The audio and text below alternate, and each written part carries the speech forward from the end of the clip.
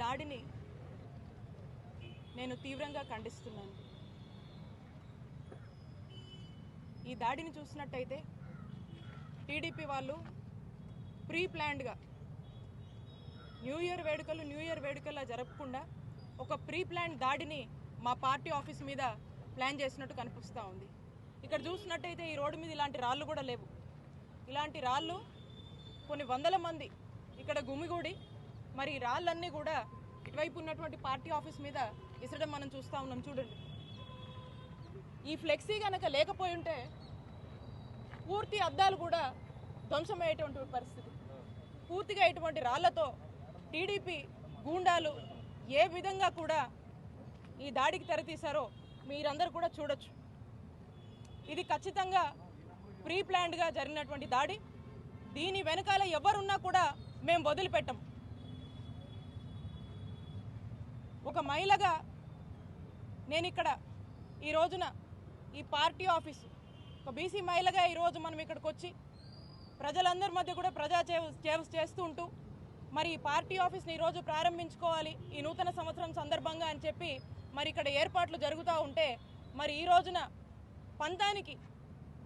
పంతానికి వాళ్లకు టీడీపీ వాళ్లకు ఓటమి భయం పట్టుకొని మరి ఏ విధంగా కూడా ఈ దారికి తెరతీశారో ఇక్కడ ఉన్నటువంటి అందరూ కూడా చూస్తూ ఉన్నారు. నేను ఒకటి అడుగుతా ఉన్నాను, గుంటూరు ప్రజలందరూ కూడా విజ్ఞప్తి చేస్తూ ఉన్నాను. ఇలాంటి ప్రజలు ఇలాంటి టీడీపీ వాళ్ళు అధికార దాహం కోసము ఓడిపోతామనే భయం పట్టుకొని మరి ఏ విధంగా పార్టీ ఆఫీస్ మీద రాళ్ళేసి దాడి కొడిగట్టారో మీ అందరూ కూడా ఆలోచన చేయండి. ఈరోజు ఒక మంత్రిగా నేను ఇక్కడ మేము మా వైఎస్ఆర్ కాంగ్రెస్ పార్టీని మేము ప్రారంభించుకుంటా ఉంటే మరి మా మీదే ఇంతటి దాడికి ఏ విధంగా కూడా ప్లాన్ చేసి ఒడిగట్టారో మీరు అందరూ కూడా చూడండి. మరి ఇలాంటి ప్రజలు అధికారంలోకి వస్తే ఏమవుతుందో ఒకసారి ఇక్కడ ఉన్నటువంటి సామాన్య ప్రజలు గుంటూరు ప్రజలందరూ కూడా ఒకసారి ఆలోచన చేయవలసిందిగా కోరుతా ఉన్నాను.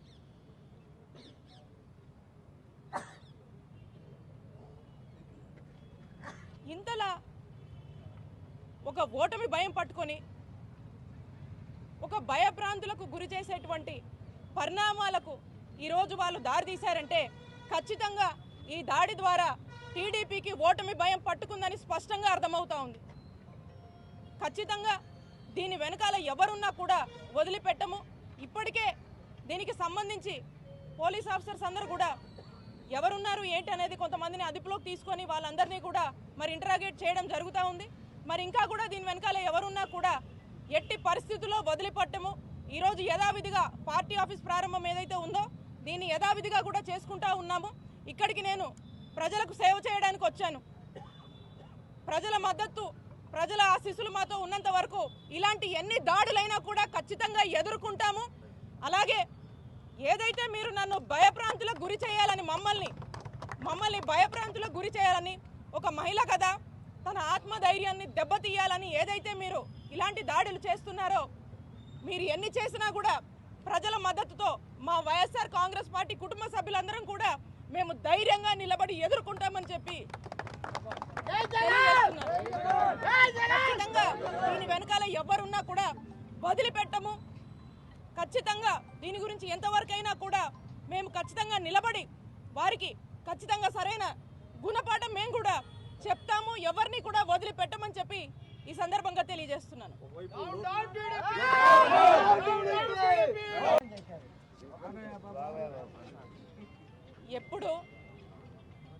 ఎప్పుడు చంద్రబాబు నాయుడు గారికి కానీ లోకేష్ గారికి కానీ బీసీలు అంటే ఎప్పుడు కపట ప్రేమే. బీసీలకు టీడీపీ హయాంలో వాళ్ళు చేసింది ఏమీ లేదు. ఈరోజు మీరే చూస్తూ ఉన్నారు గుంటూరులో ఏం కల్చర్ అండి, ప్రజాస్వామ్యంలో ఈ దాడులు కల్చర్ ఏంటి. ఒక బీసీ మహిళగా ఈరోజు ఈ రాష్ట్రంలో ఉన్నటువంటి మంత్రిగా ఈరోజు ఇక్కడ మనం కార్యాలయం ఓపెన్ చేసుకుంటే దీన్నే తట్టుకోలేక ఇలాంటి దాడులు పాల్పడుతున్నారంటే మరి ఏం క్రమశిక్షణ ఉంది మీకు? బీసీలంటే ఎంత చిన్న చూపు.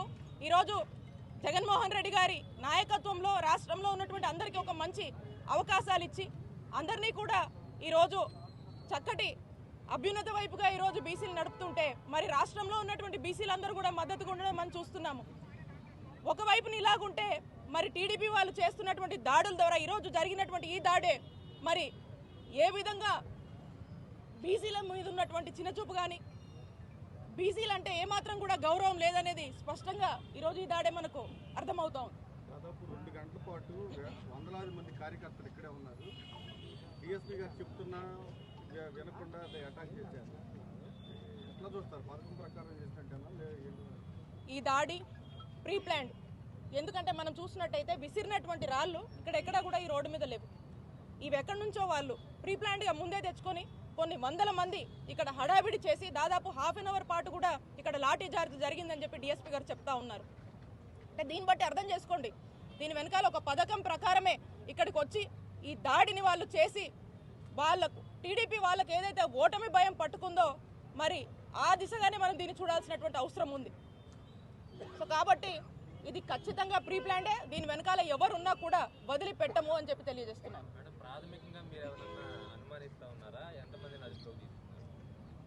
ఇప్పటికి డిఎస్పీ గారు వచ్చేసి ఒక 30 మందిని అదుపులో తీసుకున్నారు. ఇంకా కూడా తీసుకురావాల్సిన వాళ్ళు కొంతమంది ఉన్నారు. దీని మీద సీరియస్గా పోలీసులు అంతా కూడా ఇంటరాగేట్ చేస్తున్నారు. ఒకసారి మనకు ఎవరు ఏంటి అనేది తెలిసిన తర్వాత దాన్ని బట్టి మనకు ఇంకొంత సమాచారం ఉంటుంది.